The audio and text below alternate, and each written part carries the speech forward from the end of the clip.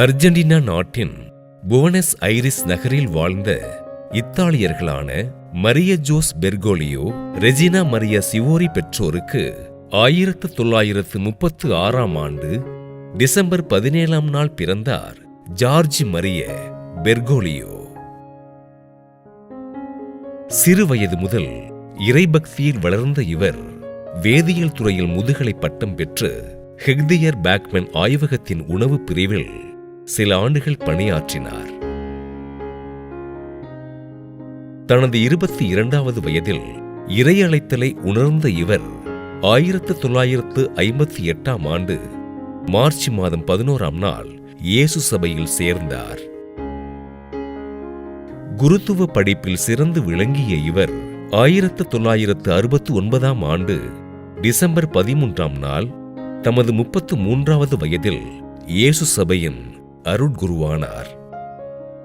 இறையியல் பேராசிரியராக தனது பணியினை தொடங்கிய அருட்தந்தை பெர்காலியோ அர்ஜென்டினா நாட்டின் இயேசு சபையின் தலைவராகவும் புனித மைக்கேல் குருத்துவ கல்லூரியின் அதிபராகவும் பணியாற்றினார். 1992ஆம் ஆண்டு திருத்தந்தை 2ஆம் ஜான் பால் அவர்களால் அர்ஜென்டினாவின் புவனஸ் ஐரிஸ் உயர் மறைமாவட்டத்தின் துணை ஆயராக நியமனம் செய்யப்பட்ட அருட்தந்தை பெர்காலியோ 1998ஆம் ஆண்டு பிப்ரவரி 28ஆம் நாள் புவனஸ் ஐரிஸ் உயர் மறைமாவட்டத்தின் பேராயராக உயர்த்தப்பட்டார். பேராயராக தனது பணிகளை செம்மையோடு செய்த பேராயர் பெர்கோலியோவினை திருத்தந்தை 2ஆம் ஜான் பால் 2001ஆம் ஆண்டு பிப்ரவரி மாதம் 21ஆம் நாள் கர்தினாலாக உயர்த்தினார்.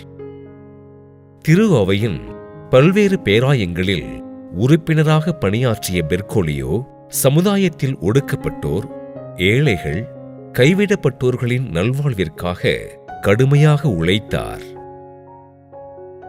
பொது பேருந்து பயணம், தனக்கான உணவை தானே சமைத்தல், எளிய அறையில் வாழ்க்கை என்று தனது வாழ்வினை எளிமையாக அமைத்துக் கொண்டு சமூக நீதிக்காகவும் அர்ஜென்டினா நாட்டின் அமைதிக்காகவும் உழைத்த கர்தினால் பெர்கோலியோ 2013ஆம் ஆண்டு மார்ச் மாதம் 13ஆம் நாள் ரோமன் கத்தோலிக்க திரு அவையின் 266வது திருத்தந்தையாக தேர்ந்தெடுக்கப்பட்டார்.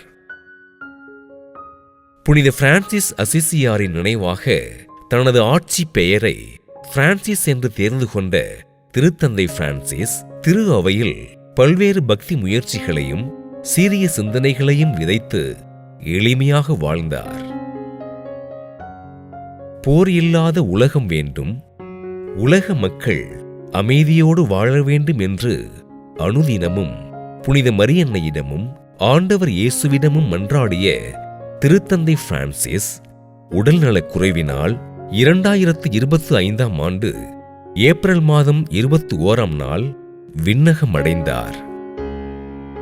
அகில உலக ரோமன் கத்தோலிக்க மக்களின் தலைவராக, ஆண்டவர் இயேசுவின் பிரதிநிதியாக கத்தோலிக்க திரு அவையினை வழிநடத்திய திருத்தந்தை பிரான்சிஸ் அவர்களின் ஆன்மா இறைவனில் நித்திய இளைப்பாற்றி அடைய உருக்கமோடு மன்றாடுவோம்.